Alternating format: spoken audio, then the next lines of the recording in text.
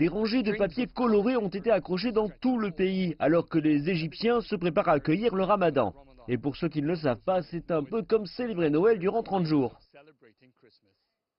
Ahmed Salah met les touches finales à sa lanterne du Ramadan. Il décorera l'entrée du garage dans lequel il travaille. Ses amis sont venus l'aider. Pour eux, c'est une tâche joyeuse. Mais le plus important, c'est que tout le voisinage puisse apprécier. Les décorations font partie des choses à faire absolument pour le Ramadan et depuis 5 ans que je travaille ici et à la maison quand j'étais enfant. À l'époque, toute la famille se réunissait. Aujourd'hui, j'achète des décorations toutes faites ou si j'ai le temps, je rassemble mes amis, on les fabrique ensemble et c'est plus amusant. Les gens viennent pour admirer ces décorations et prendre des selfies ici.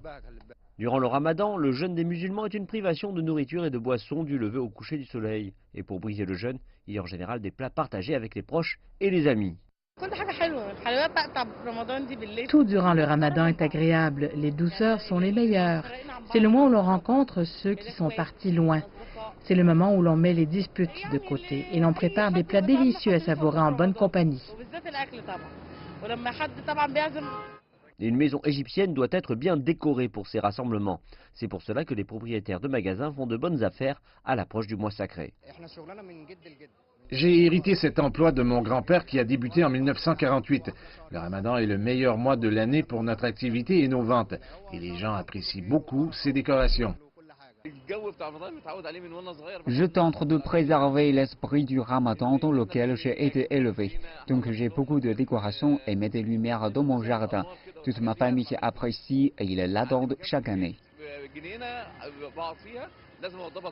Au Caire, le Ramadan occupe énormément les gens le soir. J'adore les sorties du Ramadan. Elles commencent après minuit. D'ordinaire, avec des amis, nous allons vers l'ancien Caire pour apprécier les célébrations à l'extérieur qui sont organisées dans les voisinages. Du coucher du soleil à l'aube, c'est la période que les gens apprécient le plus avant de commencer leur jeûne de la journée suivante. La capitale égyptienne ne dort jamais et le Ramadan est plus vivant que jamais.